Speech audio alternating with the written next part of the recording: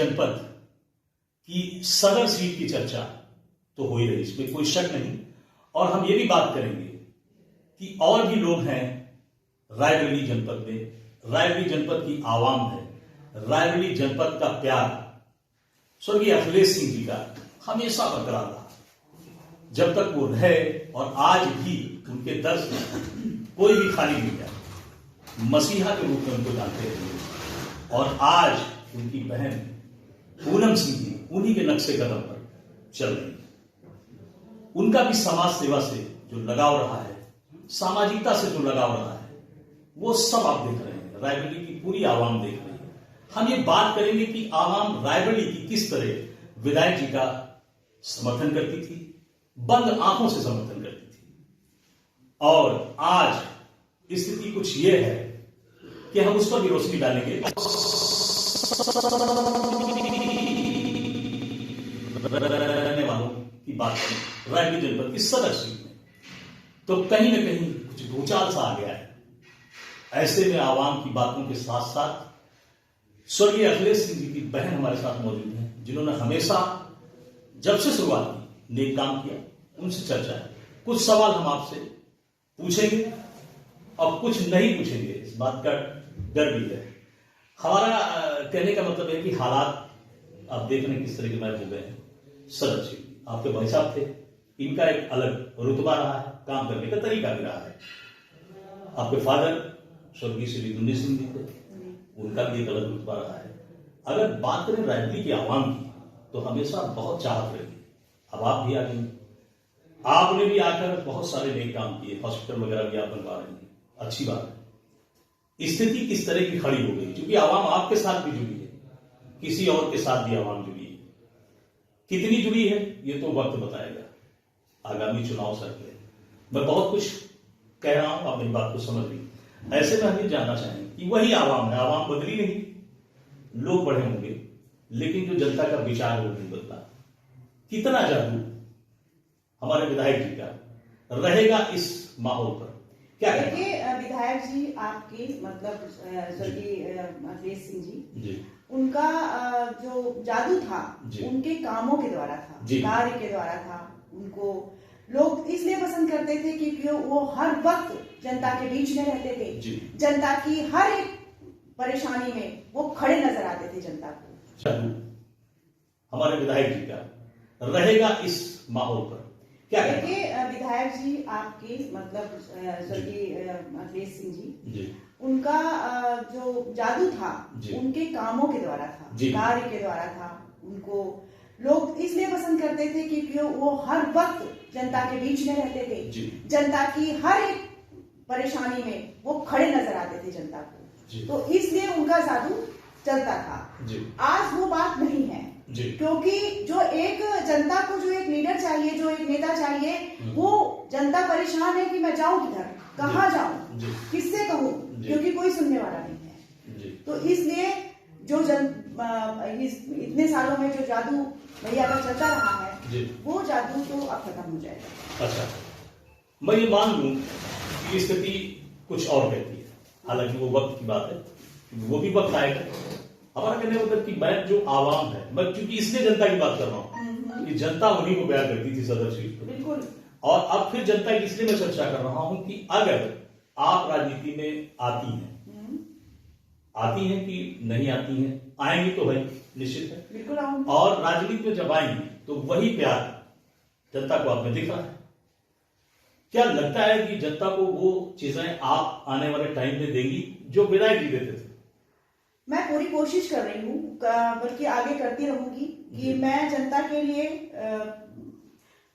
उनका विकल्प बन सकूं और उनके जैसा कार्य किए हैं, उनकी भी चर्चा आप बिल्कुल करें। क्योंकि मेरे पिताजी, ये मेरा और मेरे भाई का वो नहीं था, ये तो मेरे पिताजी ने जो हम लोगों के अंदर संस्कार दिए हैं उसका परिणाम है कि हम लोग किसी का भी दर्द तकलीफ देखते हैं तो जितना हो सकता है हम लोग सोचते हैं कि उसको दूर करने का प्रयास करें। वही चीजें हैं, वही लोग हैं जैसा आपने कहा है।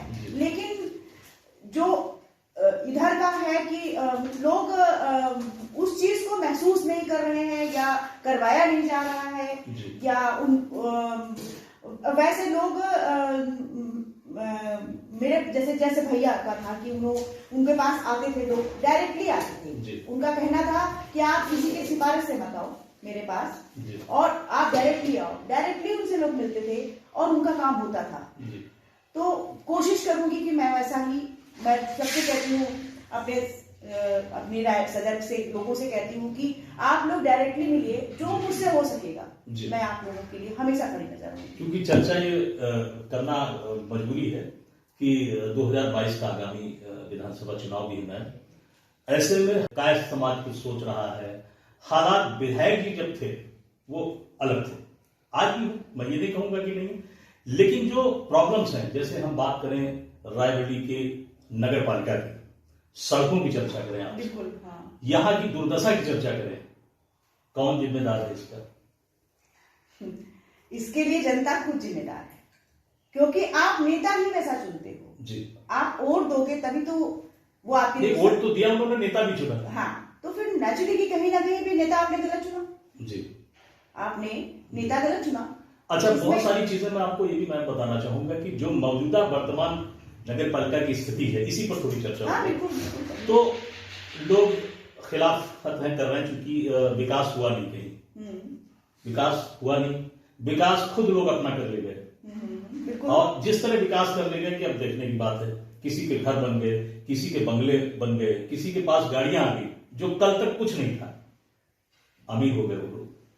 तो ये पैसा जनता का है, जिस तरह इन्होंने खर्च किया, इस पर आप क्या कहेंगे? क्या पनिशमेंट इनको जनता देना चाहिए आने वाले टाइम में? जी हाँ, मैं तो इतना कहूंगी कि जनता ने जो गलती की थी उसको वो सुधारे, और इस बार बहुत ही सोच समझ करके अपने कैंडिडेट का चुनाव करें। अपने सभी चुनाव में जी, सभी चुनाव में जी। आप अपना नेता चुनते हो तो क्या आपको खुद समझ में आना चाहिए ना कि कौन किस काबिल है, और उसने 5 साल क्या किया है। 5 साल जिंदगी के, चाहे वो कोई भी हो, बहुत ही महत्वपूर्ण होते हैं। क्या लगता है आपको कि नगर पालिका चुनाव जब हुआ उस समय भाई साहब थे, भाई साहब का भी जादू रहा, बिल्कुल, उनके जादू को दरकिनार करके उनके जाने के बाद जो परिस्थितियां पैदा हुई, कहेंगी कुछ इस पर? बिल्कुल कहूंगी मैं, क्योंकि नगर पालिका की जो हालत है वो मैं भी देख रही हूँ कि बहुत ही गलत हो रहा है जी। और मुझे तो लोग बुलाकर के ले जाते हैं कि बेटा मेरे मोहल्ले में आकर के देखो, और मैं जाती हूँ, देखती हूँ, हालांकि मैं फोन भी करती हूँ। तो यहाँ तो इस बार रायबरेली की आवाम जो है, रायबरेली की जो जनता है, जो विकास कार्य चाहती थी, उसी में नेता चुनती थी। इस बार संभल के काम करे, नेता को चुनना है इस बार, चाहे वो विधानसभा का चुनाव हो, चाहे वो विधानसभा का, चाहे वो नगर पालिका और चाहे वो नगर पालिका का चुनाव हो, उसमें आप जनता को सोच समझ करके चुनाव करना चाहिए, कि जिससे कि जो ये 5 साल का जो टाइम रहा है, जो लोगों ने इतनी परेशानियां झेली हैं, उनको आगे वो ना झेलें। इनको जनता देना चाहिए मैं तो आने वाले टाइम में। हाँ, मैं तो इतना कहूंगी कि जनता ने जो गलती की थी उसको वो सुधारे, और इस बार बहुत ही सोच समझ करके अपने कैंडिडेट का चुनाव करें। अपने सभी चुनाव में जी। सभी चुनाव में जी। आप अपना नेता चुनते हो तो क्या आपको खुद समझ में आना चाहिए ना कि कौन किस काबिल है, और उसने 5 साल क्या किया है। 5 साल जिंदगी के, चाहे वो कोई भी हो, बहुत ही महत्वपूर्ण होते हैं।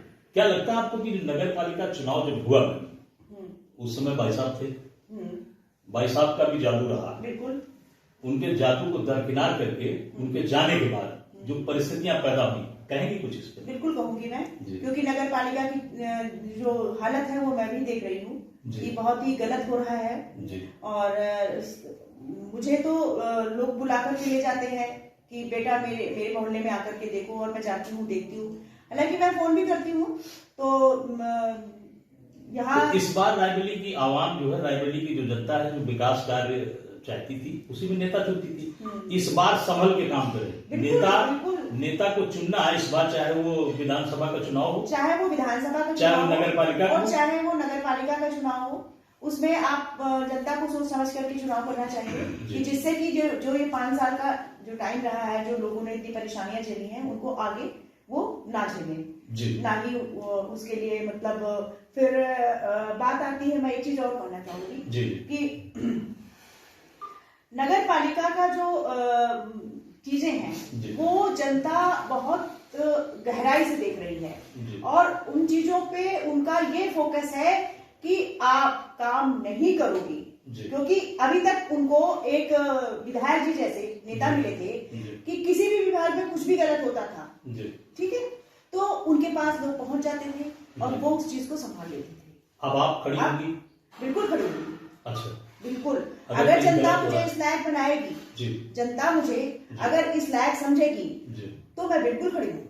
बिल्कुल, मेरा उद्देश्य यही है, मैं आई ही इसीलिए हूँ। राजनीति में आप शुरुआत कहाँ से करेंगे? राजनीति में शुरुआत जहाँ से जनता कराएगी। जी, इलेक्शंस का इमोशन तो है ही है। बिल्कुल है, लेकिन कब लड़ेंगे, कब आएंगे, ये अभी ये आप समय के ऊपर छोड़ दीजिए। जी, सब कुछ समय बता देगा।